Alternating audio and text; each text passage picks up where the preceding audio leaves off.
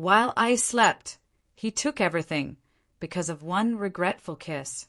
While I slept peacefully, he emptied our entire home.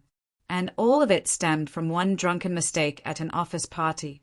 Hi everyone, welcome back. If you've ever watched a single moment spiral into the collapse of your entire life, then what I'm about to share might feel uncomfortably familiar. I'm Natalie. I'm 29. Not long ago, I was convinced I was living my best life.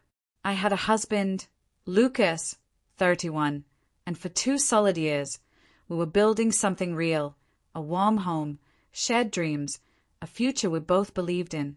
Then, it all fell apart in a way I never imagined possible. That morning, as sunlight streamed in, I knew something felt off. The house, once full of color, laughter, and life, was stripped to the bone. No couch, no table, not even the wedding picture on the mantel. It wasn't vandalism. The locks were untouched, and nothing was broken. Then I saw it. A handwritten note on the kitchen counter in Lucas's unmistakable scrawl. Happy New Year, Natalie. I hope your fresh start treats you better than I did. I collapsed into a chair, hands shaking, my heart roaring in my chest. The man who once held me through withdrawal shakes, sleepless nights, and career stress was just gone. Not a word, not a warning. Just gone. Let me take you back to how we got here. 3 years ago, I began interning at a mid-sized consulting firm. That's where I met Lucas. He was a project supervisor, sharp, respected, and quietly confident. I tried to keep things professional, but chemistry doesn't care about timing. After a few late-night strategist sessions, laughter over coffee, and one unforgettable client win, we were inseparable. 8 months later, he proposed on a snowy mountain weekend. It felt like magic. Real, everlasting magic. Once we got married, life moved fast. Lucas got a high-paying offer from a competitor, and we moved into a spacious house just outside the city. We planned for everything: kids, travel, home upgrades. Meanwhile, my own career took off. I was promoted, but the pressure skyrocketed too. Long nights, tight deadlines, and a growing reliance on wine to take the edge off. One glass became 2. Then the bottle. Lucas noticed. He gently brought it up, then with more urgency. I told him I had it under control. I didn't. Eventually, I hit rock bottom. A blackout night scared me enough to check into rehab. I took 6 months off to get clean.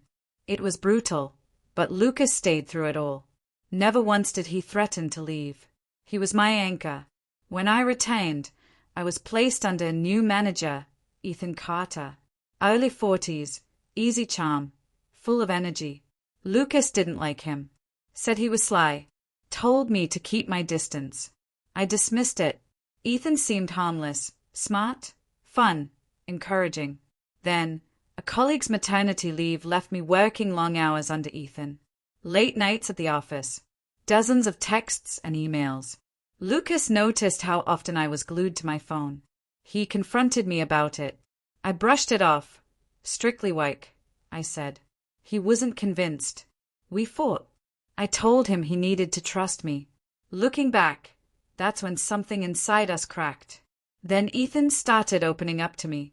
One night, when we were the last ones in the office, he brought me a coffee and asked how I was really doing. I broke down, told him about the tension with Lucas, the guilt, the pressure. He listened, quietly. Then, I leaned in and hugged him, and kissed him. It wasn't romantic. It was raw, misplaced emotion. We pulled back, horrified, agreed to forget it, to act normal. But things didn't go back to normal. People noticed.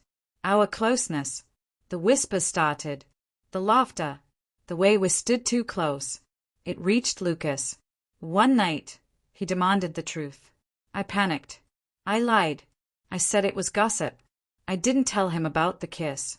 I thought if I buried it deep enough, it would die there. December arrived, and I was desperate to fix us. I made his favorite dinner, suggested we spend New Year's quietly, just us. I even promised to switch teams after the project ended. He seemed open to the idea.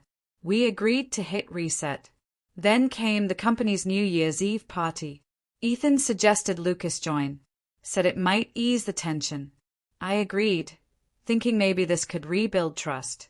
That night, the drinks were endless. I hadn't touched alcohol in over a year. But it was New Year's. One glass won't hurt, I thought. 1 turned to 5. Lucas was upset. I laughed it off. It's New Year's, I slurred. I remember sitting between him and Ethan. Then, nothing. I woke up in a quiet house. Everything gone. I called Lucas. No answer. I stayed at his note, again and again. Still dazed, I reached out to Ethan. We met at a small cafe. I needed answers. He told me what I'd done. Lucas had tried to stop me from drinking more. I argued, loud enough for people to hear. At midnight, I toasted with Ethan, then hugged him, then kissed him again. Not secretly, not quietly. Lucas saw it all, and he left. I sat frozen, unable to breathe. I had shattered the one relationship that had survived everything, all for a moment of blurred confusion, of misplaced pain, of broken promises. Now, months later, I live alone in a quiet apartment. No photos, just silence. I'm sober again. But this time, the emptiness isn't from the lack of wine. It's from the absence of him. Lucas has never called, never messaged. I don't think he ever will. Here's what I've learned. Trust is fragile. It's not always the act that kills it, but the silence, the lies, the way we minimize harm when we should be facing it. If someone chooses to stand by you in your darkest moments, don't be the one who pushes them away when you finally see light again.